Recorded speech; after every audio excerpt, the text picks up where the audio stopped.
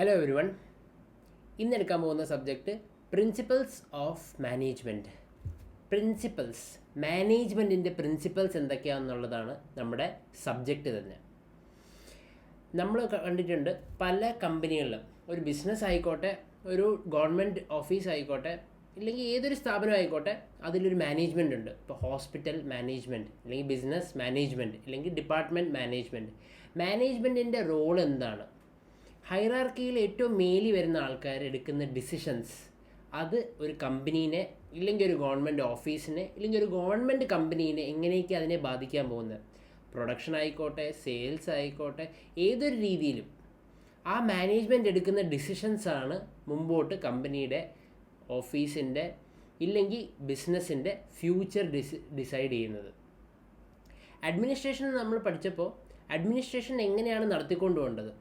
ഈ top ബ്രാസിലിരിക്കുന്ന management എടുക്കുന്ന decision administrative decisions ആയിരുന്നു പബ്ലിക് അഡ്മിനിസ്ട്രേഷൻ.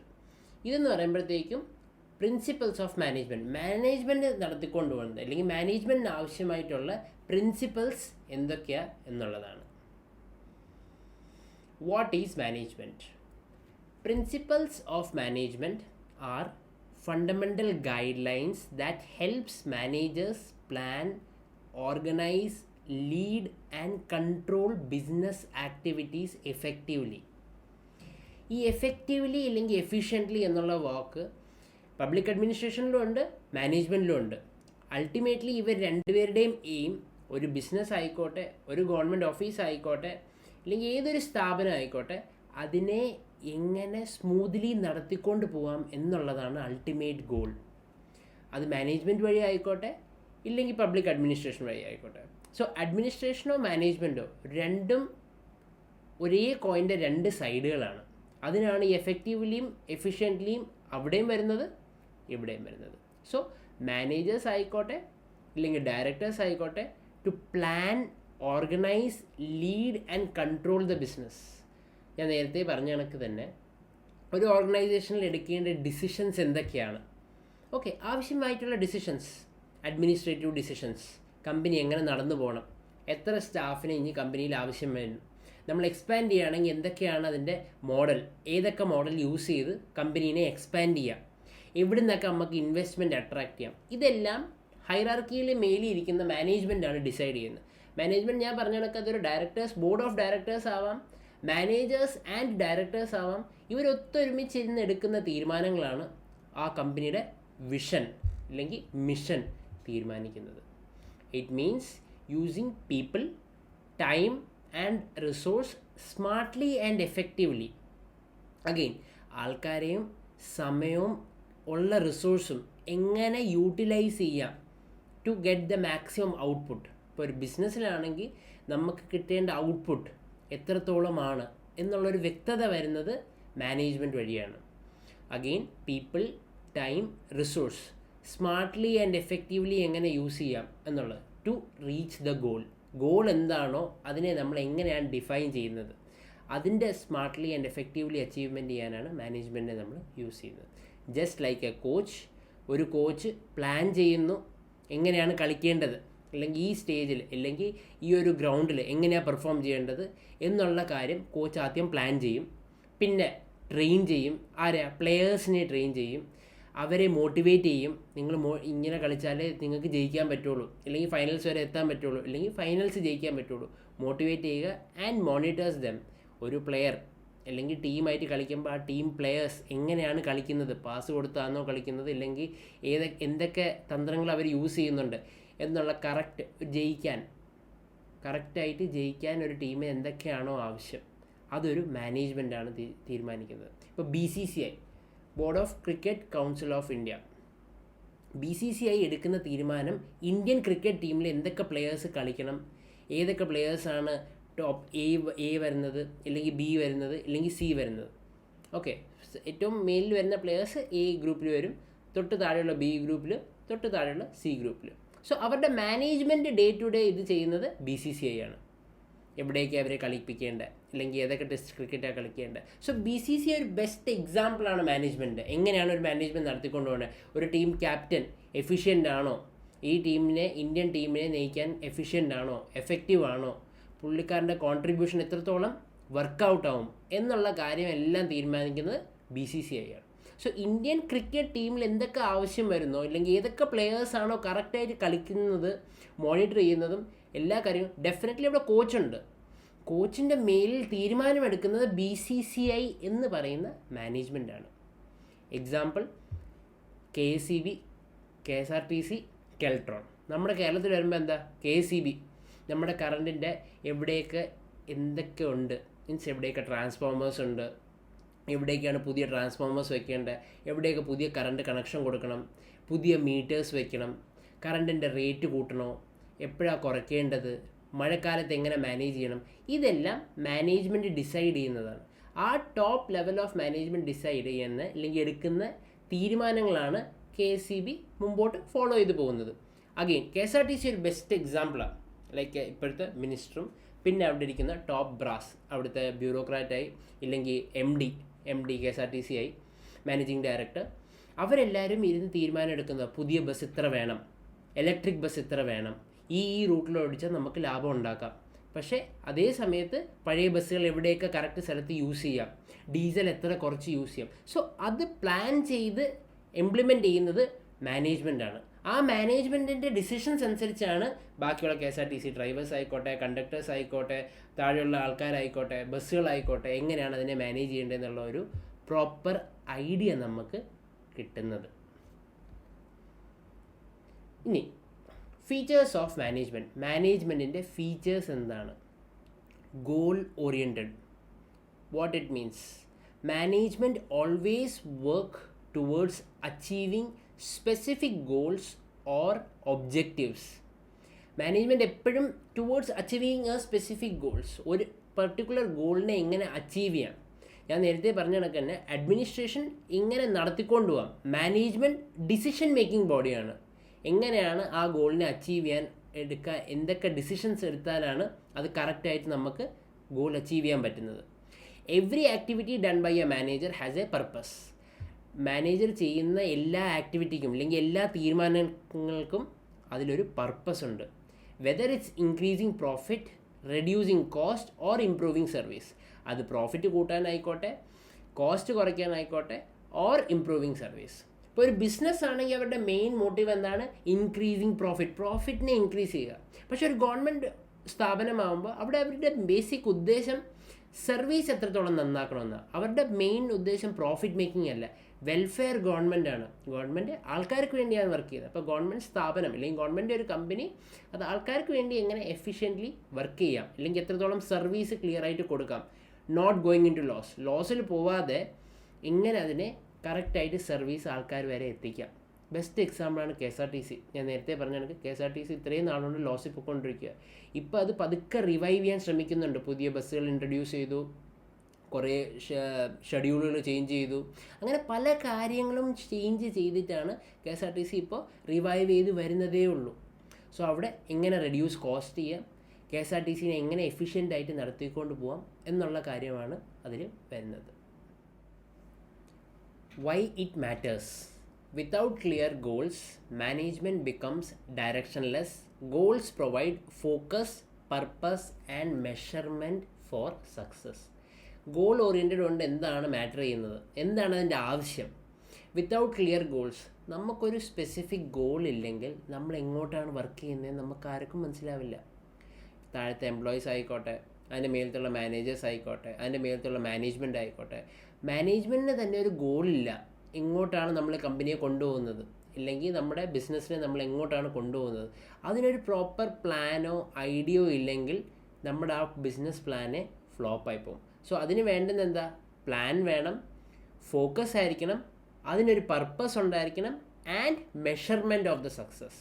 ഇപ്പോൾ നമ്മൾ ഒറ്റയടിക്ക് നാളെ പെട്ടെന്ന് നമ്മുടെ സെയിൽസ് കൂട്ടണം, ഇല്ലെങ്കിൽ പ്രോഫിറ്റ് കൂട്ടണം, അങ്ങനെ എന്തെങ്കിലും ഒരു ഐഡിയ കൊണ്ടുവന്നാൽ അത് പ്രാക്ടിക്കലി പോസിബിൾ അല്ല. അപ്പോൾ അതിന് നമുക്ക് സ്റ്റെപ്പ് ബൈ സ്റ്റെപ്പ് ആയിട്ടുള്ള ആവശ്യങ്ങൾ എന്തൊക്കെയാണ്, അതാണ് ഒരു മാനേജ്മെൻറ്റ് എടുക്കേണ്ട ബേസിക് കാര്യങ്ങൾ. ഇപ്പോൾ ഫോക്കസ് ചെയ്ത് നമുക്ക് മാർക്കറ്റിൽ അണ്ടർസ്റ്റാൻഡിങ് വേണം. ഇപ്പോൾ കസ്റ്റമറിന് എന്താണ് വേണ്ടത്, കസ്റ്റമറിനെ സാറ്റിസ്ഫൈ ചെയ്യുന്ന പ്രൊഡക്ട്സ് എന്തൊക്കെയാണ്, അവരുടെ സാറ്റിസ്ഫാക്ഷൻ ലെവൽ അച്ചീവ് ചെയ്യുന്നുണ്ടോ ഇല്ലയോ എന്നുള്ള ഫോക്കസ് ആയിട്ട് കണ്ടുപിടിക്കേണ്ട കാര്യങ്ങൾ.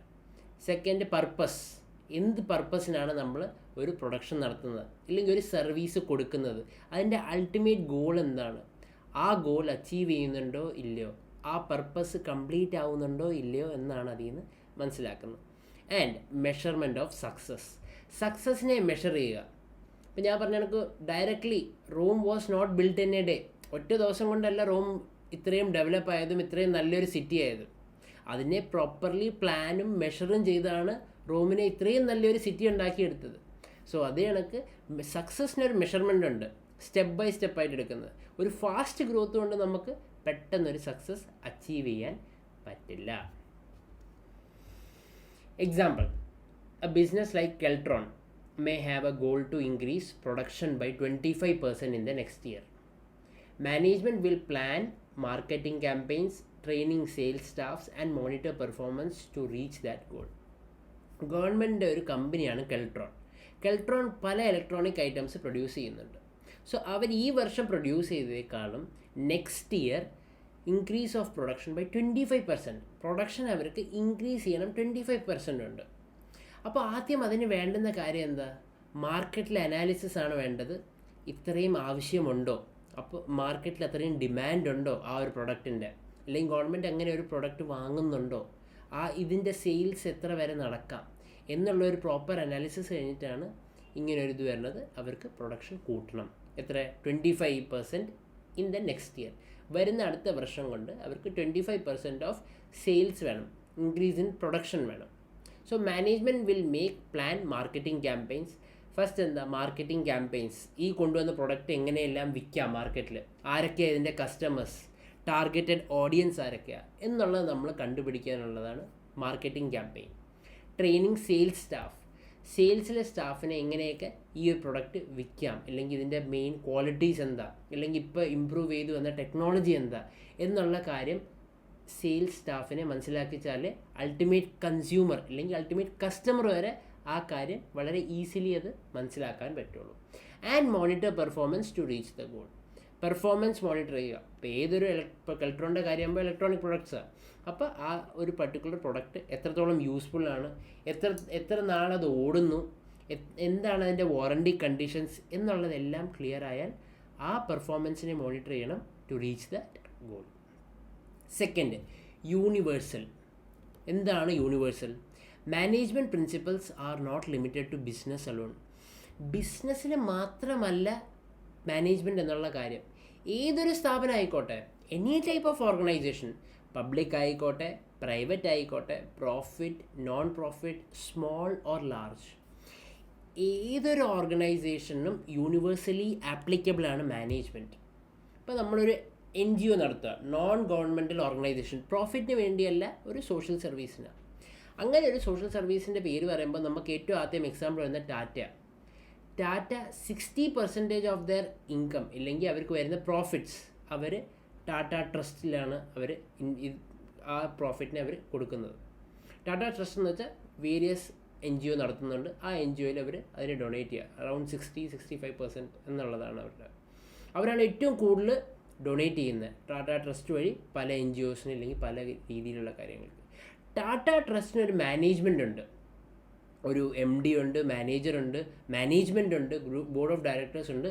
ഈ കിട്ടുന്ന ടാറ്റയുടെ ഫണ്ട്സ് എവിടെയെല്ലാം യൂട്ടിലൈസ് ചെയ്യാം, എന്തെല്ലാം രീതിയിലാണ് അതിനെ യൂട്ടിലൈസ് ചെയ്യേണ്ടത്. ഇപ്പോൾ ചിലർ സ്കൂൾ നന്നാക്കാൻ, ഇല്ലെങ്കിൽ അവരുടെ തന്നെ സ്കൂളുകളിൽ ലൈക്ക് പുവർ സ്റ്റുഡൻസിനെ പഠിപ്പിക്കാനുള്ളത്, ഇല്ലെങ്കിൽ അപ്ബ്രിങ് ചെയ്യാനുള്ള ബാക്ക്വേർഡ് ആൾക്കാരെ അല്ലെങ്കിൽ ബാക്ക്വേർഡ് പീപ്പിൾസിനെ അപ്ബ്രിങ് ചെയ്ത് അവർക്ക് ജോലി കൊടുക്കാനുള്ള, അങ്ങനെ പല പ്ലാനുകളും പ്ലാൻ ചെയ്യേണ്ടത് മാനേജ്മെൻറ്റാണ്. So it's universally applicable. ഇപ്പം ഞാൻ ടാറ്റ ട്രസ്റ്റ് ഇത്രയും വലിയൊരു കമ്പനി അല്ലെങ്കിൽ ഇത്രയും വലിയൊരു NGO ആയതുകൊണ്ടാണ് പറഞ്ഞത്. നാളെ ഞാനൊരു NGO തുടങ്ങുന്നു, ഇല്ലെങ്കിൽ ഞാനൊരു കമ്പനി തുടങ്ങുന്നു, ചെറിയൊരു കമ്പനി, അതിൽ 10 പേരേ ഉള്ളൂ, അതിലും മാനേജ്മെൻറ്റ് ആവശ്യമാണ്. ഇപ്പം ഞാൻ 10 പേരുടെ ഒരു കമ്പനിയാണ് തുടങ്ങണമെങ്കിൽ ആ എംപ്ലോയീസ് ഈസ് മൈ മാനേജ്മെൻറ്റ്. ആ 10 പേരുടെയും എടുക്കേണ്ടതാണ് എൻ്റെ ഡിസിഷൻ. ഞാൻ അവരോട് ഇരിക്കുന്നു, ഇന്നെത്ര നമുക്ക് പ്രൊഡക്ഷൻ ഉണ്ടായി, എത്രയാണ് നമുക്ക് സെയിൽസിൻ്റെ ഒരു ടാർഗറ്റ്, എത്ര നമുക്കതിനെ ഇൻക്രീസ് ചെയ്യാം എന്നുള്ള കാര്യം അവരോടൊപ്പം ഇരുന്ന് ഡിസ്കസ് ചെയ്താലേ എനിക്ക് എൻ്റെ ഗോൾ അച്ചീവ് ചെയ്യാൻ പറ്റുള്ളൂ. ആ ഗോളിനെ അച്ചീവ് ചെയ്യണമെങ്കിൽ പ്രോപ്പർ മാനേജ്മെൻറ്റ് വേണം. ആ മാനേജ്മെൻറ്റ് എല്ലാ സ്ഥലത്തിനും യൂണിവേഴ്സലി ആപ്ലിക്കബിളാണ്. അതായി പറഞ്ഞത് പ്രൈവറ്റ് ആയിക്കോട്ടെ, പബ്ലിക് ആയിക്കോട്ടെ, പ്രോഫിറ്റ് ആയിക്കോട്ടെ, നോൺ പ്രോഫിറ്റ് ആയിക്കോട്ടെ, സ്മോൾ ഓർ ലാർജ്, എല്ലാ ഇൻസ്റ്റിറ്റ്യൂഷനും ഏതൊരു ടൈപ്പ് ഓഫ് ഓർഗനൈസേഷനിലും management is necessary. Okay, they can be applied at any organisation. ഈ പറഞ്ഞ കണക്ക് ഗവൺമെൻറ്റിൽ എല്ലാ ഡിപ്പാർട്ട്മെൻറ്റിലും മാനേജ്മെൻ്റ് ഉണ്ട്, അഡ്മിനിസ്ട്രേഷനും ഉണ്ട്. മാനേജ്മെൻറ്റ് എടുക്കുന്ന അഡ്മിനിസ്ട്രേഷനായിട്ടുള്ള ഡിസിഷൻസ്, അതാണ് അതിൽ ഞാൻ നേരത്തെ പറഞ്ഞ കണക്ക് ഒരേ കോയിൻ്റെ രണ്ട് സൈഡുകളാണ് മാനേജ്മെൻറ്റും അഡ്മിനിസ്ട്രേഷനും. മാനേജ്മെൻറ്റ് എടുക്കുന്ന ഡിസിഷനാണ് അഡ്മിനിസ്ട്രേഷനിൽ അത് എഫക്റ്റീവായിട്ട് വരുന്നത്. Why it matters? This universality shows that management is life skill, not just a business concept. Management ഒരു ലൈഫ് സ്കില്ലാണ്, ഒരു ബിസിനസ് കോൺസെപ്റ്റ് മാത്രമല്ല. ബിസിനസ് കോൺസെപ്റ്റ് എന്ന് പറയുമ്പോൾ ബിസിനസ്സിൻ്റെ ഒരു സൈഡിൽ അല്ലെങ്കിൽ ഒരു ഭാഗം അല്ലെങ്കിൽ പാർട്ട് ഓഫ് എ ബിസിനസ് എന്നല്ല. മാനേജ്മെൻറ്റ് ഒരു ലൈഫ് സ്കില്ലാണ്. മാനേജ്മെൻറ്റ് ഉണ്ടെങ്കിലേ ഒരു ഇൻസ്റ്റിറ്റ്യൂഷന് പ്രോഫിറ്റ് അച്ചീവ് ചെയ്യാൻ പറ്റുള്ളൂ. മാനേജ്മെൻറ്റ് ഉണ്ടെങ്കിലേ ആ ഇൻസ്റ്റിറ്റ്യൂഷന് ഗ്രോ ചെയ്യാൻ പറ്റുള്ളൂ. ഏതൊരു രീതിയിലായാലും എന്ത് ചെയ്യണമെങ്കിലും പ്രോപ്പർ ഒരു മാനേജ്മെൻറ്റ് വേണം. അതുകൊണ്ടാണ് മാനേജ്മെൻറ്റിനെ ലൈഫ് സ്കിൽ എന്ന് പറയുന്നത്. Example: school management ensures effective teaching and learning. Hospital, it manages staff, patient care and resources. In home, parents manage time, money and household tasks. വളരെ ഈസി ആയിട്ടുള്ള എക്സാമ്പിൾസ് ആണ്. സ്കൂളിൽ ഒരു മാനേജ്മെൻ്റ് ഉണ്ട്. ഇപ്പോൾ PTA ഉണ്ട്, സ്കൂൾ മാനേജും ഉണ്ട്, പാരൻസ് ടീച്ചേഴ്സ് അസോസിയേഷൻ ഉണ്ട്, സ്കൂൾ മാനേജും ഉണ്ട്. ഇവർ ഒരു മാസം കൂടുമ്പോൾ അല്ലെങ്കിൽ 3 മാസം കൂടുമ്പോൾ ഒരു മീറ്റിംഗ് വയ്ക്കും. ഈ മീറ്റിംഗ് എന്തിനാണ് നടക്കുന്നത്? സ്കൂളിന് എന്തെല്ലാം കാര്യങ്ങൾ ആവശ്യമുണ്ട്, എന്തെല്ലാം രീതിയിൽ സ്കൂളിൽ ഡെവലപ്പ് ചെയ്യാം, കുട്ടികളുടെ കോകരിക്കുലർ ആക്ടിവിറ്റീസ് എങ്ങനെ ഡെവലപ്പ് ചെയ്യാം എന്നുള്ള കാര്യങ്ങളെല്ലാം ഡിസ്കസ് ചെയ്യാനാണ് PTA-യും സ്കൂൾ മാനേജ്മെൻറ്റും കൂടെ ഒത്തൊരുമിച്ച് വന്ന് മീറ്റിംഗ് നടത്തുന്നത്. School manager ensures effective learning. എങ്ങനെയാണ് എഫക്റ്റീവ് ടീച്ചിങ് നടത്തുന്നതും ലേണിംഗ് നടത്തുന്നുണ്ട്. ടീച്ചേഴ്സ് വഴി പുതിയ എങ്ങനെ ഐഡിയാസ് കൊണ്ടുവരാം, എന്തൊക്കെയാണ് പഠിത്തത്തിൽ പുതിയ ഇമ്പ്രൂവ്മെൻറ്റ്സ് കൊണ്ടുവരുന്നത്, എന്തൊക്കെ ടെക്നോളജി യൂസ് ചെയ്താൽ കുട്ടികൾക്ക് മനസ്സിലാവും എന്നുള്ളതാണ് സ്കൂൾ മാനേജ്മെൻറ്റിൽ ആവശ്യം വരുന്നത്. Next, hospital. It manage staff, patient care and resources. സ്റ്റാഫിനെ മാനേജ് ചെയ്യുക. കുറച്ച് പേര് അഡ്മിനിസ്ട്രേഷനിൽ കാണും, കുറച്ച് ഹോസ്പിറ്റൽ സ്റ്റാഫ് കാണും, ഡോക്ടേഴ്സ് കാണും, നഴ്സസ് കാണും, അങ്ങനെ പല രീതിയിലുള്ള സ്റ്റാഫ്സാണ്. പിന്നെ ക്ലീനിങ് സ്റ്റാഫ്സ് കാണും. അങ്ങനെ ഇവരെ എല്ലാവരെയും മാനേജ് ചെയ്യുക. Plus resource. ഹോസ്പിറ്റലിലെ റിസോഴ്സ് എന്താണ്? MRI സ്കാൻ പോലത്തെ machineries, scanning machineries, x ray machineries. അപ്പോൾ ഈ ഒരു റിസോഴ്സിനെ എങ്ങനെ യൂട്ടിലൈസ് ചെയ്യാം? ലാബ് ടെക്നീഷ്യൻസ് വെച്ച് യൂസ് ചെയ്തിട്ട് ലാബിനെ എങ്ങനെ വർക്ക് ചെയ്യിക്കാം, അല്ലെങ്കിൽ ഈ ഇൻസ്ട്രുമെൻസിനെ എങ്ങനെ പ്രോപ്പർലി മാനേജ് ചെയ്യാം. ഡോക്ടേഴ്സ് ഓപ്പറേഷൻ ചെയ്യുമ്പോൾ അവർക്ക് എന്തൊക്കെയാണ് നെസസറി വേണ്ടത്, ഓരോ ഓപ്പറേഷൻ തിയേറ്റർ എന്തൊക്കെയാണ് സെറ്റപ്പ് അതിലാവശ്യമുള്ളത് എന്നുള്ള കാര്യങ്ങളെല്ലാമാണ് ഹോസ്പിറ്റലിൽ മാനേജ്മെൻറ്റ് ഡിസൈഡ് ചെയ്യുന്നത്. ഡെഫിനറ്റ്ലി പേഷ്യൻറ്റിന് കെയർ കൊടുക്കുന്നതാണ് അൾട്ടിമേറ്റ് എയിം. പക്ഷേ പ്രൈവറ്റ് ഹോസ്പിറ്റൽസായ അവർക്കൊരു പ്രോഫിറ്റ് മോട്ടീവ് ഉണ്ട്, ഗവൺമെൻറ്റിലായ അതൊരു പബ്ലിക് സർവീസാണ്. അതാണ് രണ്ടിൻ്റെയും തമ്മിലുള്ള ഡിഫറൻസ്. ഇപ്പോൾ ഒരു ഹോസ്പിറ്റൽ നിൽക്കുമ്പോൾ പ്രൈവറ്റ് ഹോസ്പിറ്റലാകുമ്പോൾ അതിലെന്താണ്, അതിലൊരു പ്രോഫിറ്റ് മോട്ടീവ് ഉണ്ട്. അവർ ചെയ്യുന്ന കാര്യങ്ങളില്ലെങ്കിൽ അവർ ടോപ്പ് ക്ലാസ് ആയിരിക്കും കൊടുക്കുന്നത്, പക്ഷേ അത് എപ്പോഴും ഒരു പ്രോഫിറ്റ് മോട്ടീവ് ഇൻ മൈൻഡ് വെച്ചിട്ട്. ഓൺ അനദർ സൈഡ് ഗവൺമെൻറ് വരുമ്പോൾ എന്താ, ഗവൺമെൻറ്റും സെയിം ടൈപ്പ് ഓഫ് ട്രീറ്റ്മെൻറ്റാണ് കൊടുക്കുന്നത്, പക്ഷേ ചില സമയത്ത് ചില സമയങ്ങൾ കൂടുതലെടുക്കും. ഇപ്പോൾ ഒരു സ്കാൻ എടുക്കാൻ പ്രൈവറ്റ് ഹോസ്പിറ്റലിൽ ചെന്നാൽ 2-3 ദിവസം കൊണ്ട് പറ്റുന്ന, അല്ലെങ്കിൽ 2-3 ദിവസം കൊണ്ട് ഡേറ്റ് കിട്ടുന്ന ഒരു സ്കാൻ ആയിരിക്കും. ഗവൺമെൻറ് ഹോസ്പിറ്റലിൽ ചിലപ്പോൾ അതൊരു 1 മാസം വരെ നീണ്ടു പോകാം. പക്ഷേ അവിടുത്തെ പൈസയും കുറവാണ്, പബ്ലിക് അതിനൊരു സർവീസായിട്ടാണ് ഹെൽത്തിനെ ഗവൺമെൻറ് ഡിസ്പ്ലേ ചെയ്യുന്നത് അല്ലെങ്കിൽ കൊടുക്കുന്നത്. Fine. Next, in home parents manage time, money and household task. Parents എന്താ ചെയ്യുന്നത്? ഹോമിനെ മാനേജ് ചെയ്യുക, കറക്റ്റായിട്ട് മണീനെ മാനേജ് ചെയ്യുക, ഹൗസ് ഹോൾഡ് ടാസ്ക്, ഹൗസ് ഹോൾഡിൽ ആവശ്യം വരുന്നത്. ഇപ്പോൾ പാരൻസ് കറക്റ്റായിട്ട് ടൈം മാനേജ് ചെയ്ത് കുട്ടികളെ സ്കൂളിൽ കൊണ്ടുവിടുന്നു, അവർ ഓഫീസിൽ പോയിട്ട് വരുന്നു, ഫാമിലിയുടെ ടൈം സ്പെൻഡ് ചെയ്യുന്നു. ഇതെല്ലാം എന്താണ്? പാരൻറ്റിങ് ആണ്. മാനേജിങ് ടൈം എങ്ങനെ മാനേജ് ചെയ്യുന്നു. മണി, സ്കൂളിൽ ഫീസ് അടയ്ക്കുന്നു, വീട്ടിൽ ആവശ്യമുള്ള സാധനങ്ങൾ വാങ്ങുന്നു. അപ്പോൾ അതിനെയെല്ലാം മണീനെ എങ്ങനെ സേവിങ്സ് വയ്ക്കുന്നു, ഇതെല്ലാം മാനേജ് ചെയ്യുന്നത് പാരൻസാണ്. Again household task, household വീട്ടിലുള്ള ഒരേ കാര്യങ്ങൾ എങ്ങനെയാണ് ടാസ്ക് ബൈ ടാസ്ക് സോൾവ് ചെയ്യുന്നതും കാര്യങ്ങൾ ക്ലിയർ ചെയ്ത് പോകുന്നത്. Third, continuous process. Management is not one time task. ഒരു മാനേജ്മെൻറ്റ് എന്ന് പറയുന്നത് ജസ്റ്റ് ഒരു പ്രാവശ്യം ചെയ്തു, പ്ലാൻ ചെയ്തു, സെറ്റാക്കി, ഓക്കെ കഴിഞ്ഞു, ഇനി മാനേജ്മെൻറ്റ് ആവശ്യമില്ല. നോട്ട് അറ്റ് ഓൾ, അങ്ങനെയല്ല. മാനേജ്മെൻറ്റ് എന്ന് പറയുന്നത് ഒരു സൈക്കിളാണ്. It is a continuous cycle. ഒരു സൈക്കിൾ നമ്മൾ ഓടിച്ചു പോകുന്നതാണ്, അതൊരു സൈക്കിളിൽ ഇങ്ങനെ നടന്നുകൊണ്ടേയിരിക്കണം. That should be keep going. Managers constantly plan, act, check and improve. Managers ഇല്ലെങ്കിൽ ബോർഡ് ഓഫ് ഡയറക്ടേഴ്സ് എല്ലാവരും മാനേജ്മെൻറ്റിനെ ഇല്ലെങ്കിൽ ഒരു ബിസിനസ് എങ്ങനെയാണ് റൺ ചെയ്തുകൊണ്ടിരിക്കുന്നത് എപ്പോഴും നോക്കിക്കൊണ്ടിരിക്കണം. അവരുടെ പ്രൊഡക്ഷൻ കൂടിയോ, ഇനി അപ്പോൾ അടുത്ത വർഷം എങ്ങനെ പ്രൊഡക്ഷൻ കൂട്ടാം, ഇല്ലെങ്കിൽ അതിലെന്ത് ഇമ്പ്രൂവ്മെൻറ്റ് കൊണ്ടുവരാം, ഇല്ലെങ്കിൽ ഒരു പുതിയ ടെക്നോളജി എന്നാൽ അതിനെ എങ്ങനെ യൂസ് ചെയ്യാം എന്നുള്ളതെല്ലാം മാനേജ്മെൻറ്റ് ഇങ്ങനെ സ്കാൻ ചെയ്യണം. ഇപ്പോൾ നമ്മൾ പല സ്ഥലത്തും കാണുന്നുണ്ട്, പല കോൾ സെൻറ്ററിലും ആൾക്കാർ പണ്ടിരുന്ന് കോളിൽ എടുത്ത് സംസാരിക്കുന്നുണ്ട്, ഹലോ സർ എന്ന് പറഞ്ഞുള്ള കാര്യം. ഇന്നത് പല സ്ഥലത്തും ബോട്ടാണ് ചെയ്യുന്നത്. AI വന്നിട്ടാണ് അറ്റൻഡ് ചെയ്ത് ആദ്യത്തെ ഫസ്റ്റ് കോൾ ഡീറ്റെയിൽസോ അല്ലെങ്കിൽ അങ്ങനെ നിങ്ങൾക്ക് വേണ്ടുന്ന ഡീറ്റെയിൽസ് എല്ലാം സ്റ്റോർ ചെയ്യുന്നത് ഇന്ന് AI ആണ്. അപ്പോൾ അതൊരു മാനേജ്മെൻറ്റ് ഡിസിഷനാണ്. അവർക്ക് ആൾക്കാരെ കുറയ്ക്കാനും കമ്പനിയുടെ പ്രോഫിറ്റ് കൂട്ടാനും AI ആർട്ടിഫിഷ്യൽ ഇൻ്റലിജൻസിനെ ഇൻട്രൊഡ്യൂസ് ചെയ്ത് അവർ ബോട്ട് യൂസ് ചെയ്ത് നിങ്ങളുടെ ഫസ്റ്റ് ഇൻഫർമേഷൻ എന്ന് വെച്ചാൽ പേരെന്താ, എന്താ നിങ്ങളുടെ കുഴപ്പം, എന്താണ് ഇപ്പോൾ ഇതിന് വേണ്ടുന്ന കാര്യം, അതുവരെയുള്ളത് ആ ബോട്ട് ഇത് ചെയ്യും. അത് കഴിഞ്ഞാണ് കസ്റ്റമർ സർവീസിലോട്ട് കോഡ് പോകുന്നത്. സോ അതിനെ എന്താണ് ആൾക്കാരെ റീപ്ലേസ് ചെയ്തിട്ട് ആർട്ടിഫിഷ്യൽ ഇൻ്റലിജൻസ് കൊണ്ടുവരിക, സോ ദാറ്റ് കമ്പനിക്ക് പ്രോഫിറ്റ് ഇൻക്രീസ് ചെയ്യാം. അതൊരു കണ്ടിന്യൂസ് സൈക്കിളാണ്. ഇതോ ഒരു നെഗറ്റീവ് പെർസ്പെക്റ്റീവിൽ നമുക്ക് പറയാം എംപ്ലോയ്മെൻറ്റ് കുറയുകയാണ്, ആർട്ടിഫിഷ്യൽ ഇൻ്റലിജൻസിൻ്റെ ആക്ട് കൂടുകയാണ്, ദാറ്റ്സ് ഡെഫിനറ്റ്ലി ദെയർ. പക്ഷേ ഒരു കമ്പനി എങ്ങനെയെല്ലാം പ്രോഫിറ്റിൽ കൊണ്ടുപോകണം, ആ മാനേജ്മെൻറ്റിൻ്റെ പ്രോഫിറ്റ് മോട്ടീവാണ്. നേരെ മറിച്ച് ഗവൺമെൻറ് ആകുമ്പോൾ എന്താ, എത്രത്തോളം എംപ്ലോയ്മെൻറ്റ് കൊടുക്കാം, എവിടേക്കാണ് വേക്കൻസി വരുന്നത്, ആ വേക്കൻസിക്ക് അനുസരിച്ച് ആൾക്കാരെ വിളിക്കുക, എക്സാം നടത്തുക, അതിൽ റിക്രൂട്ട് ചെയ്യുക. അതാണ് plan, act, check and improve. Condition and environment changes. A continuous management process ensures the organisation stays flexible and up to date. ഞാൻ നേരത്തെ ഇപ്പോൾ പറഞ്ഞ കണക്ക് ആർട്ടിഫിഷ്യൽ ഇൻ്റലിജൻസിനെ ഇത് ചെയ്യുന്നത് എന്താ, അപ് ടു ഡേറ്റ്. അവർ അപ് ടു ഡേറ്റ് ടെക്നോളജിയുടെ ഒപ്പം പോവുകയാണ്. ഫ്ലെക്സിബിൾ ആയിരിക്കണം. എങ്ങനെ ഫ്ലെക്സിബിൾ ആയിരിക്കണം? ഇപ്പോൾ താഴത്തെ എംപ്ലോയീസ് ഒരു സജഷൻ പറഞ്ഞു, ഈ ഒരു പ്രൊഡക്റ്റിൽ നമുക്ക് ഇങ്ങനെ ഒരു ചെറിയ ട്വീക്ക് ചെയ്താൽ അല്ലെങ്കിൽ ഒരു മാറ്റം വരുത്തിയാൽ ചിലപ്പോൾ അത് കുറച്ചുകൂടെ ലോങ് ലാസ്റ്റിംഗ് ആയിരിക്കും, ഇല്ലെങ്കിൽ ലോങ്ജിവിറ്റി കൂടും, അതിൻ്റെ യൂസേജ് കൂടും. അങ്ങനെ ഒരു ഇത് വരുമ്പോൾ മാനേജേഴ്സ് ബോർഡ് ഓഫ് ഡയറക്ടേഴ്സോ അല്ലെങ്കിൽ മാനേജ്മെൻറ്റായിട്ട് ഡിസ്കസ് ചെയ്തിട്ട് അതിനെ ഇംപ്ലിമെൻറ്റ് ചെയ്യാൻ പറ്റുന്നതാണെങ്കിൽ അതിനെ ഇംപ്ലിമെൻറ്റ് ചെയ്യണം. ഡെഫിനറ്റ്ലി ആ കണ്ടുപിടിച്ച ആളെ അപ്രിഷ്യേറ്റ് ചെയ്യണം, പ്രൊമോഷനും കൊടുക്കണം. സോ അതാണ് ഒരു കമ്പനിയിൽ ഇല്ലെങ്കിൽ ഒരു ബിസിനസ്സിൽ ആവശ്യമുള്ള ഫ്ലെക്സിബിലിറ്റിയും അപ് ടു ഡേറ്റ് ആയിട്ടുള്ള കാര്യങ്ങളും. Example, even after launching A product A company keeps managing customer feedback, production, marketing. ഒരു പ്രൊഡക്റ്റ് ഒരു കമ്പനി ലോഞ്ച് ചെയ്യുന്നു, അവരെ കണ്ടിന്യൂസ്ലി മോണിറ്റർ ചെയ്യുന്നു, എന്തൊക്കെയാണ് അതിൽ അപ്ഡേറ്റ് വരുന്നത്, അല്ലെങ്കിൽ അപ്ഗ്രേഡ് വേണ്ടുന്നത്, അല്ലെങ്കിൽ കസ്റ്റമേഴ്സിന് വേണ്ടുന്നത്. അപ്പോൾ നമുക്കിതിൽ ബെസ്റ്റ് എക്സാമ്പിൾ പറയാൻ പറ്റുന്നത് ബ്ലാക്ക്ബെറി. നിങ്ങൾക്ക് എല്ലാവർക്കും അറിയാമായിരിക്കും. ബ്ലാക്ക്ബെറി ഒരു സൈഡിലെടുത്തോ, ഐഫോൺ ഒരു സൈഡിലെടുത്തോ, അല്ലെങ്കിൽ ആപ്പിൾ ഒരു സൈഡിലെടുത്തോ, ഏറ്റവും ബെസ്റ്റ് എക്സാമ്പിൾ കൊടുക്കാൻ പറ്റുന്നത് ഈ രണ്ട് കമ്പനീസിലാണ്.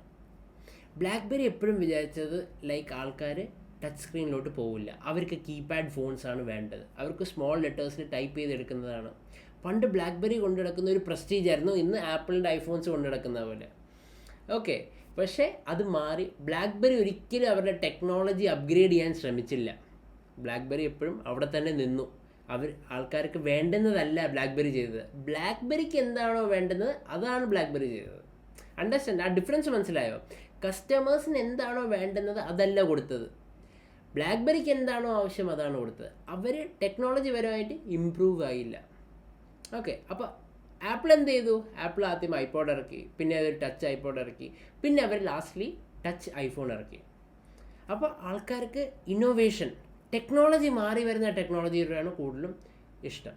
സോ ആ ഒരു ട്രാൻസ്ഫോർമേഷൻ ബ്ലാക്ക്ബെറിക്ക് ചെയ്യാൻ പറ്റാത്തതുകൊണ്ട് ആ കമ്പനി കംപ്ലീറ്റ്ലി ക്ലോസ് ഡൗൺ ആയി.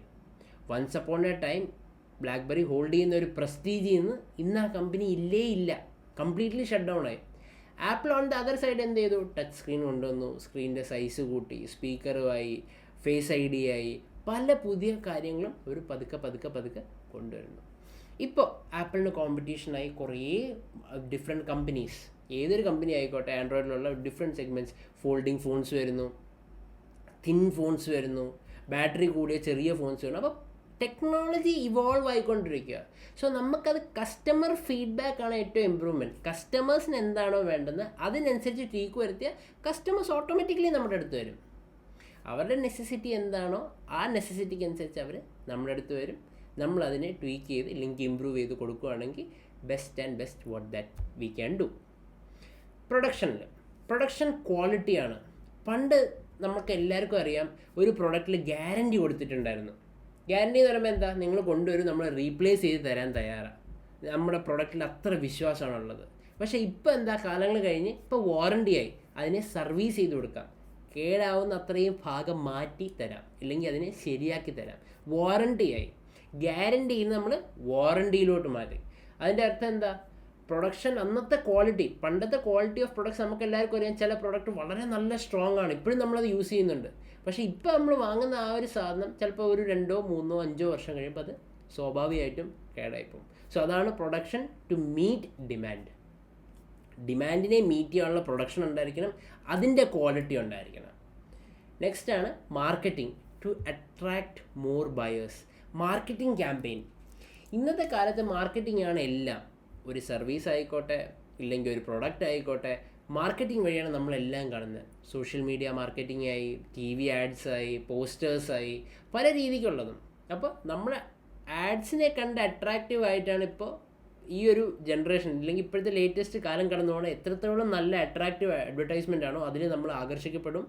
അതിൽ നിന്ന് നമുക്ക് സാധനം വാങ്ങിച്ച് ട്രൈ ചെയ്യാൻ തോന്നും. ആ സാധനം വാങ്ങിച്ച് ടെസ്റ്റ് ചെയ്ത് അത് കറക്റ്റ് ആണെങ്കിൽ നമ്മൾ പിന്നും അത് വാങ്ങും, ഇല്ലെങ്കിൽ കഴിഞ്ഞു. Fourth, group activity. What it means? Management is not done by one person alone. It involves coordinating a group of people to work together towards a common goal. ഒരുപാട് പേരെ കോർഡിനേറ്റ് ചെയ്ത്, ഗ്രൂപ്പ് ഓഫ് പീപ്പിളിനെ കോർഡിനേറ്റ് ചെയ്ത് work together, ഒരുമിച്ച് work ചെയ്ത് ഒരു goal achieve ചെയ്യാൻ, common goal achieve ചെയ്യാനാണ് നമ്മൾ ശ്രമിക്കുന്നത്. ഗ്രൂപ്പ് ആക്ടിവിറ്റി എന്ന് പറയുമ്പോൾ നമുക്കെപ്പോഴും അറിഞ്ഞിരിക്കേണ്ട ഒരു കാര്യം, മാനേജ്മെൻറ്റ് എന്ന് പറയുമ്പോൾ ഞാൻ എപ്പോഴും നേരത്തെ ഒക്കെ പറയുന്നത് ഗ്രൂപ്പ് ഓഫ് മാനേജർ ഇല്ലെങ്കിൽ ബോർഡ് ഓഫ് ഡയറക്ടേഴ്സ്. ഒരാളല്ല തീരുമാനം എടുക്കുന്നത്. ഡെഫിനറ്റ്ലി ഒരു ബിസിനസ്സിലോ ഒരു കമ്പനിയിലോ ഒരു CEO ആണ്, ചീഫ് എക്സിക്യൂട്ടീവ് ഓഫീസർ, ഇല്ലെങ്കിൽ ഒരു MD കാണും, മാനേജിങ് ഡയറക്ടർ. ബട്ട് ദെൻ ആ MDക്കോ ഇല്ലെങ്കിൽ ആ CEOസിനോ തന്നെ ഇരുന്നൊരു ഡിസിഷൻ എടുക്കാൻ പറ്റില്ല. അങ്ങനെ ഒരു ഇതാകുമ്പോൾ എന്തായിരിക്കും, അവരൊരു ഡിസിഷൻ എടുക്കുമ്പോൾ എന്തായിരിക്കും, ഒരു ഓട്ടോക്രസി കണക്കാവും.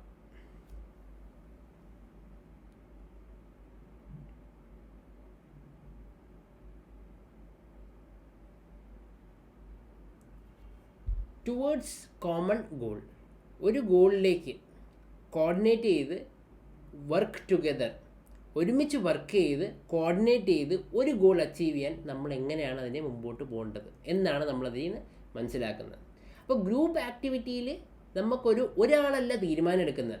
ഇപ്പോൾ ഡെഫിനറ്റ്ലി ഒരു കമ്പനിയിൽ CEO കാണും, ഇല്ലെങ്കിൽ ഒരു MD കാണും, ചീഫ് എക്സിക്യൂട്ടീവ് ഓഫീസർ, ഇല്ലെങ്കിൽ മാനേജിങ് ഡയറക്ടർ.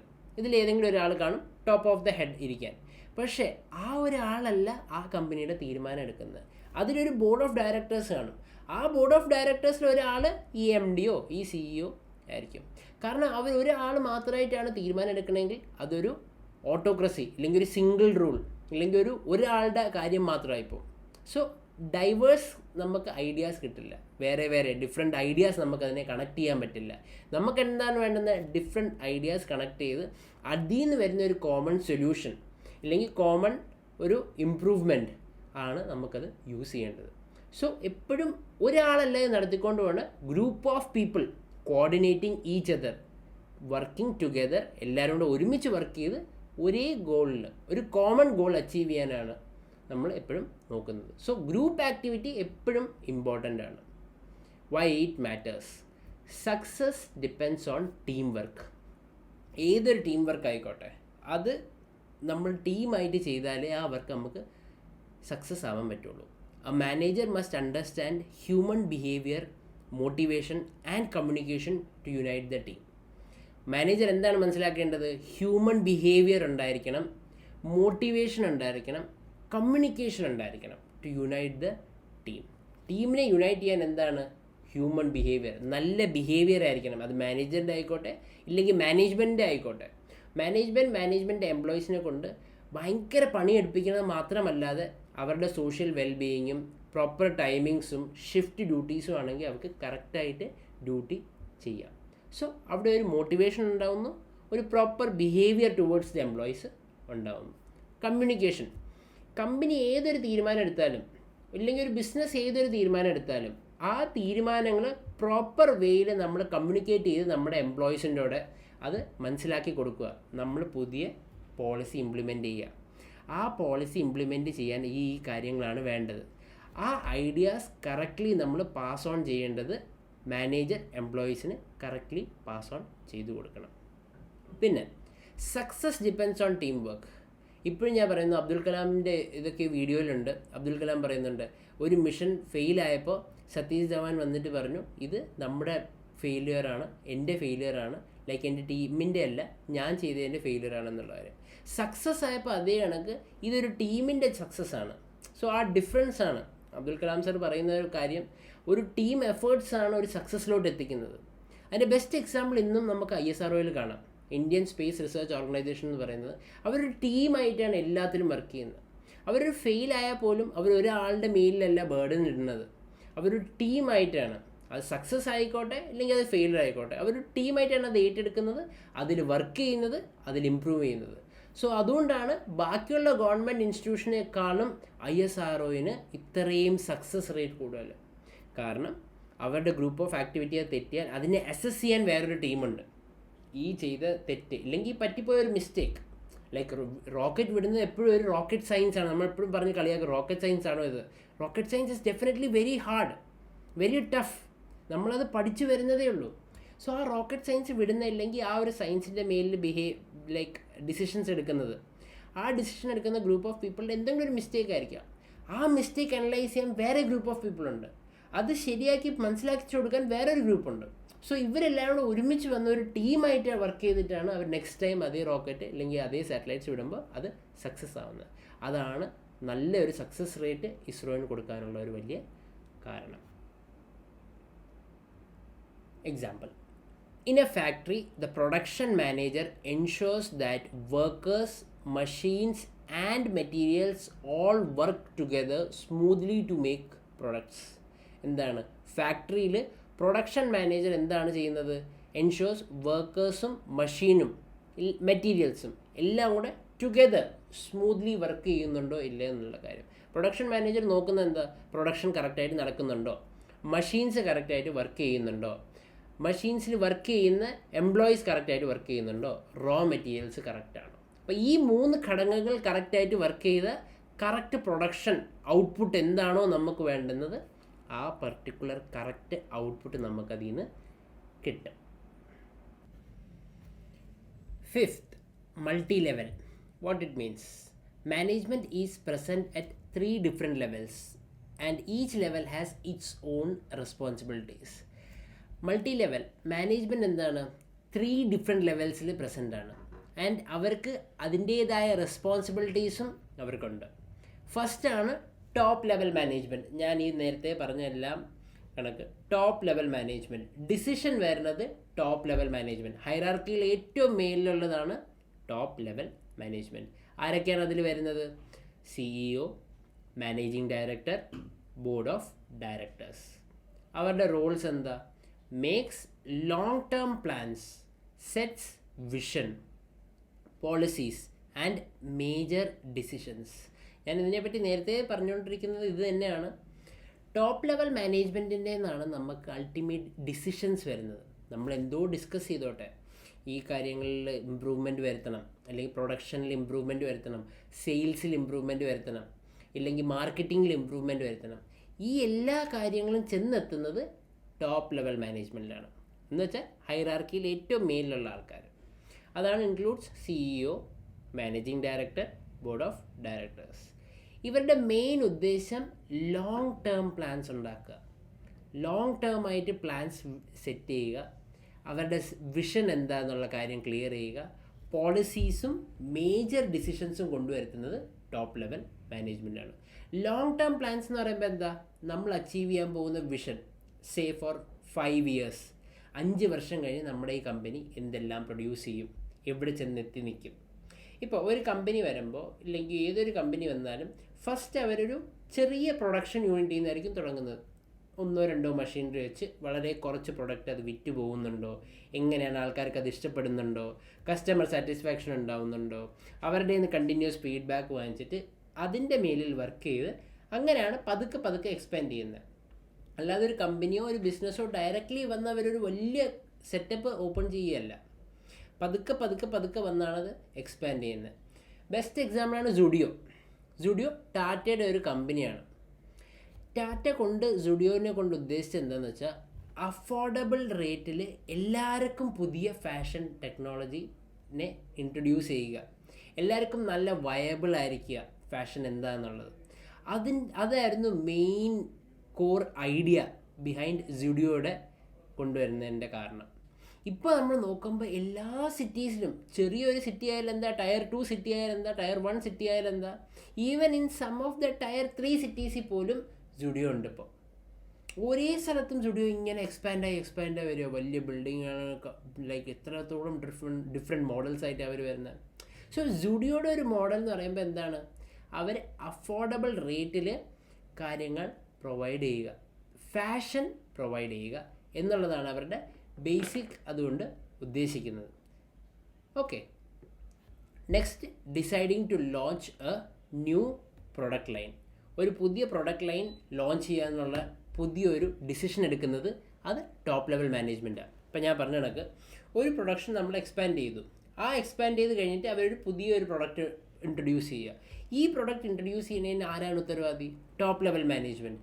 അവരാണ് ഡിസൈഡ് ചെയ്യുന്നത് എത്ര വർഷം കഴിഞ്ഞ് ഈ പ്രൊഡക്റ്റിനെ ലോഞ്ച് ചെയ്യാം, ഈ പ്രൊഡക്റ്റ് ലോഞ്ച് ചെയ്താൽ എത്രത്തോളം, ഈ സമയത്ത് ലോഞ്ച് ചെയ്താൽ എത്രത്തോളം ആൾക്കാരത് റിസീവ് ചെയ്യും, എന്താണ് അതിൻ്റെ കോർ ഐഡിയ, അതിൽ നിന്ന് എന്തൊക്കെ നമുക്ക് ലൈക്ക് എത്രത്തോളം പ്രോഫിറ്റ് നമുക്ക് ഉദ്ദേശിക്കാം എന്നുള്ള ഡിസിഷൻസ് എല്ലാം വരുന്നത് നമ്മുടെ ടോപ്പ് ലെവൽ മാനേജ്മെൻറ്റിൽ നിന്നാണ്. നെക്സ്റ്റാണ് മിഡിൽ ലെവൽ മാനേജ്മെൻറ്റ്. ഇവരുടെ റോളാണ് ഏറ്റവും കൂടുതലുള്ളത്. കാരണം മിഡിൽ ലെവൽ മാനേജ്മെൻറ്റാണ് ലോവർ ലെവൽ മാനേജ്മെൻറ്റായിട്ടും ടോപ്പ് ലെവൽ മാനേജ്മെൻറ്റായിട്ടും ഇൻട്രാക്ഷൻ ചെയ്യുന്നത്. നമ്മൾ അഡ്മിനിസ്ട്രേഷനിൽ പഠിച്ചതാണ് ലെവൽ ഓഫ് ഹൈറാർക്കി. താഴെ നിന്ന് എംപ്ലോയീസായി, സൂപ്പർവൈസറായി, മാനേജറായി, പിന്നെ ബോർഡ് ഓഫ് ഡയറക്ടേഴ്സായി, CEOs ആയി. അപ്പോൾ ഇതൊരു ചെയിൻ ഓഫ് ഹൈറാർക്കിയാണ്. ഈ ചെയിൻ ഓഫ് ഹൈറാർക്കിയിൽ ഇപ്പോൾ നമ്മൾ നേരത്തെ ഡിസ്കസ് ചെയ്ത കണക്ക് ടോപ്പ് ലെവൽ മാനേജ്മെൻറ്റായി, മിഡിൽ ലെവൽ മാനേജ്മെൻറ്റായി, ലോവർ ലെവൽ മാനേജ്മെൻറ്റായി. ഈ മിഡിൽ ലെവൽ മാനേജേഴ്സാണ് ഏറ്റവും കൂടുതൽ ഡിസ്കഷന് ഇല്ലെങ്കിൽ തീരുമാനമെടുക്കാൻ ഏറ്റവും കൂടുതൽ കൂടുതലും അവർ എൻകറേജ് ചെയ്യുന്നത് എംപ്ലോയീസിനെ ആയാലും ഇല്ലെങ്കിൽ ടോപ്പ് ലെവൽ മാനേജ്മെൻറ്റിൽ നിന്നായാലും. So includes department heads, plant managers, division managers. ഈ മാനേജേഴ്സ് എല്ലാം വരുന്നത് ഈ ഒരു മിഡിൽ ലെവൽ മാനേജ്മെൻറ്റിലാണ്. Translates top level plans in to action, supervisors lower level managers. Translates top ലെവലിൽ നിന്ന് വരുന്ന പുതിയ പോളിസീസ് ഇല്ലെങ്കിൽ പോളിസി ഇംപ്രൂവ്മെൻറ്റ്സ് ഇതെല്ലാം ഡിക്റ്റേറ്റ് ചെയ്യുന്നത് ഇല്ലെങ്കിൽ എക്സ്പ്ലെയിൻ ചെയ്ത് കൊടുക്കുന്നത് താഴത്തെ ലോവർ ലെവൽ ഓഫ് മാനേജേഴ്സിനോ അല്ലെങ്കിൽ എംപ്ലോയീസിനോ. അതാണ് മിഡിൽ ലെവൽ മാനേജ്മെൻറ്റിൻ്റെ വർക്ക് എന്ന് വെച്ചാൽ. ഇപ്പോൾ ഒരു ഡിപ്പാർട്ട്മെൻറ്റിലുള്ള ഹെഡ്, ആ ഡിപ്പാർട്ട്മെൻറ്റ് ഹെഡിൻ്റെ അടിയിലും സബ് മാനേജർ കാണും ഇല്ലെങ്കിൽ ഒരു സൂപ്പർവൈസർ കാണും. അവർക്ക് ഈ കാര്യങ്ങൾ വൃത്തിയായിട്ട് ഡിസ്കസ് ചെയ്ത് എന്താണോ പുതിയ പബ്ലിക് പോളിസി ഇല്ലെങ്കിൽ എന്താണോ ഒരു പുതിയ പ്രോഡക്റ്റ് കൊണ്ടുവരുന്നത് ഇല്ലെങ്കിൽ എന്താണോ ബിസിനസ് എക്സ്പാൻഷൻ കൊണ്ട് ഉദ്ദേശിക്കുന്നത്, ഈ കാര്യം വളരെ ക്ലിയറായിട്ട് പറഞ്ഞു കൊടുക്കേണ്ടതാണ് മിഡിൽ ലെവൽ മാനേജ്മെൻറ്റിൻ്റെ ഉത്തരവാദിത്വം. മേലിൽ നിന്ന് കിട്ടുന്ന ഇൻസ്ട്രക്ഷൻസ് താഴത്തെ എംപ്ലോയീസ് ഇല്ലെങ്കിൽ താഴത്തെ സൂപ്പർവൈസർ വരെ എങ്ങനെ ക്ലിയർ കമ്മ്യൂണിക്കേഷൻ ആണ് അതിൽ നിന്ന് ഉദ്ദേശിക്കുന്നത്. ഓൺ ദ അതർ സൈഡ് താഴത്തെ level management like lower level മാനേജ്മെൻറ്റിൽ നിന്ന് അവരുടെ സജഷൻസ്, അവരുടെ ഫീഡ്ബാക്ക്, അവരുടേതായ പ്രശ്നങ്ങൾ കേൾക്കുന്നതും മിഡിൽ ലെവൽ മാനേജ്മെൻറ്റാണ്. ആ മിഡിൽ ലെവൽ മാനേജ്മെൻറ്റാണ് ടോപ്പ് ലെവൽ മാനേജ്മെൻറ്റിനെ അറിയിച്ച് ആ പ്രശ്നങ്ങൾ സോൾവ് ചെയ്യാൻ ശ്രമിക്കുന്നത്. Example, planning marketing strategy for a new product. നേരത്തെ introducing of a new product, ഒരു പ്രൊഡക്റ്റ് ഇൻട്രൊഡ്യൂസ് ചെയ്യണമെങ്കിൽ അതിൻ്റെ ഡിസിഷൻ ആരാണ് എടുക്കുന്നത്? Top level management. Planning marketing strategy, ആ പ്രൊഡക്റ്റ് മാർക്കറ്റ് എങ്ങനെയൊക്കെ ചെയ്യാം, മാർക്കറ്റൈസ് എന്തൊക്കെ രീതിയിൽ നമുക്ക് ചെയ്യേണ്ടത് എന്നുള്ള ഡിസിഷൻ മിഡിൽ ലെവൽ മാനേജ്മെൻ്റ് ആണ് എടുക്കുന്നത് for a new product. Lower management ആകുമ്പോഴത്തേക്കും it includes supervisors, team leaders, foreman or employees. Supervisors ആയിക്കോട്ടെ, ടീം ലീഡേഴ്സ് ആയിക്കോട്ടെ, ഫോർമാൻ ആയിക്കോട്ടെ, എംപ്ലോയീസ് ആയിക്കോട്ടെ, ഇവരെല്ലാവരുമാണ് ലോവർ ലെവൽ മാനേജ്മെൻറ്റിൽ. ഇവരെല്ലാവരും ഒത്തൊരുമിച്ചാണ് വർക്ക് ചെയ്യുന്നത്. Supervisors, team leaders, employees. കാരണം ഇവരാണ് ഒരു ടീം. ഈ ടീമിനെ ഹെഡ് ചെയ്യുന്ന ടീം ലീഡർ, അവരെ ഹെഡ് ചെയ്യുന്ന ഒരു സൂപ്പർവൈസർ, അതിൻ്റെ മേലിൽ മാനേജർ. സോ ഈ ഒരു ഹൈറാർക്കീനെ കംപ്ലീറ്റ്ലി ഒരു ഗ്രൂപ്പിൽ വരാൻ കാരണം ഇവർ ഒത്തൊരുമിച്ച് വർക്ക് ചെയ്തേ പറ്റുള്ളൂ. ഈ എംപ്ലോയീസിന് എന്തെങ്കിലും ഡൗട്ട് വരണമെങ്കിൽ ടീം ലീഡറാണ് സോൾവ് ചെയ്ത് കൊടുക്കുന്നത്. സോ അവർ ഒത്തൊരുമിച്ചാണ്, ഒരേ പ്ലാറ്റ്ഫോമിൽ അല്ലെങ്കിൽ ഒരേ സ്റ്റേജിലാണ് അവരിരുന്ന്, ഇല്ലെങ്കിൽ ഒരേ ഓഫീസിലാണ് അവരിരുന്ന് കാര്യങ്ങൾ നടത്തുന്നത്. They directs and monitors day to day work, report problems to the higher levels. Team ലീഡേഴ്സിൻ്റെയോ സൂപ്പർവൈസേഴ്സിൻ്റെയോ കാര്യം എന്താണ്? ഡേ ടു ഡേ എന്നും നടക്കുന്ന പ്രശ്നങ്ങൾ, അല്ലെങ്കിൽ എന്നും നടക്കുന്ന ഡേ ടു ഡേ ആക്ടിവിറ്റീസ്, എന്തൊക്കെയാണോ ആക്ടിവിറ്റീസ്, ഇതിനെയെല്ലാം ഹയർ ലെവൽ എന്ന് പറയുമ്പോൾ മിഡിൽ ലെവൽ മാനേജ്മെൻറ്റ് റിപ്പോർട്ട് ചെയ്യുന്നത് ഈ ലോവർ ലെവൽ മാനേജ്മെൻ്റ് ആണ്. Reports problem to higher levels, എന്തെങ്കിലും പ്രൊഡക്ഷനിൽ വരുന്ന ഒരു പ്രശ്നങ്ങളോ, ഇല്ലെങ്കിൽ എംപ്ലോയീസ് തമ്മിലുള്ള ഒരു പ്രശ്നങ്ങളോ, ഇല്ലെങ്കിൽ ഷിഫ്റ്റ് ടൈമിലുള്ള പ്രശ്നങ്ങളോ എന്നുള്ളതെല്ലാം പറഞ്ഞു കൊടുക്കേണ്ടത്, ഇല്ലെങ്കിൽ പറയേണ്ട ചുമതല ലോവർ ലെവൽ മാനേജ്മെൻറ്റിന്. ആരുടെ അടുത്ത്? Middle level management. ഒരിക്കലും ഒരു ലോവർ ലെവൽ മാനേജ്മെൻറ്റ് ഹയറാർക്കിയിൽ ഏറ്റവും മേലുള്ള ടോപ്പ് ലെവൽ മാനേജ്മെൻറ്റോട് ഡിസ്കസ് ചെയ്യാൻ പോകാറില്ല അവരുടെ പ്രോബ്ലംസ്. ഒരിക്കലും എന്ന് നമുക്ക് പറയാൻ പറ്റില്ല. സ്റ്റിൽ ഇപ്പോൾ ഇവർക്കൊരു മീറ്റിംഗ് കാണും, ഇല്ലെങ്കിൽ ഇവർക്കൊരു കമ്പനി ഓഡിറ്റ് കാണും, ഇല്ലെങ്കിൽ ഒരു കമ്പനി ലൈക്ക് ഗെറ്റ് ടുഗെദർ കാണും. അപ്പോൾ എല്ലാവരും കാണും അവിടെ. Top level management, middle level management, lower level management, ഇവരെല്ലാം കൂടെ ചേർന്നിരുന്നായിരിക്കും ആ ഡിസ്കഷനും പ്രശ്നങ്ങൾ എന്തൊക്കെയാണ് വരുന്ന അറൈസും അതെല്ലാം ഡിസ്കസ് ചെയ്യായിരിക്കും. പക്ഷേ നോർമൽ ഒരു ഡേ ടു ഡേ കാര്യങ്ങൾ ഒരിക്കലും ടോപ്പ് ലെവൽ മാനേജ്മെൻറ്റോടെ lower level management direct communicate ചെയ്യാറില്ല. അതിൻ്റെ റോള് പ്ലേ ചെയ്യുന്നത് middle level management. So it is very important to follow the hierarchy അനുസരിച്ച് പോകേണ്ടത് വളരെ ഇമ്പോർട്ടൻ്റ് ആയുള്ളൊരു കാര്യമാണ്. Why it matters? Each level, ഒരേ ലെവലും it ensures that work flows smoothly from planning to execution. എല്ലാ ലെവലിലും ഒരേ കണക്ക് കാര്യങ്ങൾ സ്മൂത്ത്ലി പോകണം. അത് പ്ലാനിങ് ആയിക്കോട്ടെ ടുവേർഡ്സ് എക്സിക്യൂട്ട് ചെയ്യുന്നവരെ എല്ലാ കാര്യങ്ങളും. അതുകൊണ്ടാണ് top level, middle level, lower level. Chain of communication, ഈ കമ്മ്യൂണിക്കേഷൻ വളരെ ക്ലിയർ ആയിട്ട് പോകാൻ. ഇപ്പോൾ top level managers lower level മാനേജേഴ്സിനോട് പറയുക, അല്ലെങ്കിൽ lower level managers top level ആൾക്കാരോട് പറയുക. സോ അവർ തമ്മിലൊരു സിങ്ക് ഇല്ല. ലൈക്ക് ഡയറക്റ്റ്ലി എന്താണോ ഡിസിഷൻ എടുക്കേണ്ടത് അതിനൊരു ഡയറക്റ്റ് ഔട്ട്കമ്മോ അല്ലെങ്കിൽ ഒരു ഔട്ട്പുട്ടോ വരില്ല. സോ ആ ഒരു ചെയിൻ സ്മൂത്ത്ലി പോകാൻ, അല്ലെങ്കിൽ ഞാൻ നേരത്തെ പറഞ്ഞ കണക്ക് എഫിഷ്യൻ്റ്ലി ആൻഡ് എഫക്റ്റീവ്ലി ഒരു അഡ്മിനിസ്ട്രേഷൻ മാനേജ്മെൻറ്റ് എങ്ങനെ കൊണ്ടുപോകാം എന്നുള്ളത് വേണമെങ്കിൽ മൾട്ടി ലെവൽസ് വേണം. അതിന് all levels must coordinate and cooperate.